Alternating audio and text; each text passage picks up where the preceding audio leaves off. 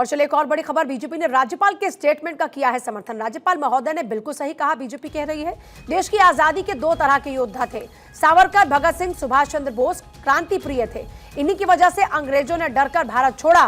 BJP इस बयान का समर्थन करती है, देश की आजादी के दो तरह के योद्धा थे, बीजेपी ने यह स्टेटमेंट दिया है। बीजेपी ने राज्यपाल के स्टेटमेंट का समर्थन किया। जरा सुन लीजिए एक बार क्या कुछ कहा है समर्थन में। दो तरह के स्वतंत्रता संग्राम के आंदोलनकारी थे, एक शांति प्रिय थे और एक क्रांति प्रिय थे। जो क्रांति प्रिय थे उसमें वीर सावरकर, मंगल पांडे, सरदार भगत सिंह, सुभाष चंद्र बोस जैसे नेता थे, जिनसे डर करके अंग्रेजों को भागना पड़ा था। और हमारे शांति प्रिय भी थे, जिसमें महात्मा गांधी जी से लेकर के और लोग बड़े बड़े हमारे महापुरुष थे। लेकिन क्रांति के डर से ही अंग्रेजों को भारत छोड़ना पड़ा था और हमको स्वतंत्रता प्राप्त हुई थी। महामहिम राज्यपाल जी ने इसी बात को अपने उद्बोधन में कहा है। अब राज्यपाल के जिस बयान का जिक्र बीजेपी के नेता कर रहे हैं, वो स्टेटमेंट आखिर था क्या? आजादी सत्याग्रह से नहीं बल्कि हथियार उठाने के कारण मिली।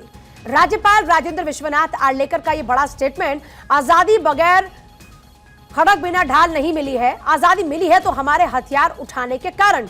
यह स्टेटमेंट था उनका, जिस पर बीजेपी समर्थन कर रही है। और बीजेपी कह रही है कि दो तरह के योद्धा थे और राज्यपाल ने कहा था कि आजादी जो हमको मिली है वो हथियार उठाने के कारण मिली है।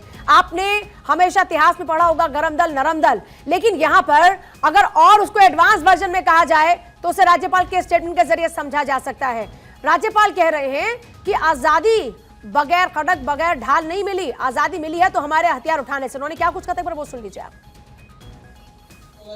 ढाल भी नहीं थी और क्या वो सत्याग्रह भी हम कर रहे थे, इसलिए नहीं गए वो।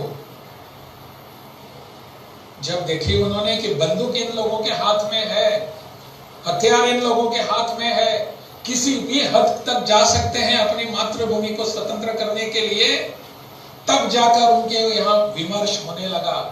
They have not just mentioned your Satyagraha and शांतिपूर्ण आंदोलन, they were referring to the years together, जब वहां कैसे कैसे लोगों ने यहाँ सशस्त्र आंदोलन किया था, सशस्त्र यहाँ संघर्ष किया था, कैसे कैसे ब्रिटिशों को जान गंवानी पड़ी यहाँ, इसका उल्लेख उन भाषणों में है।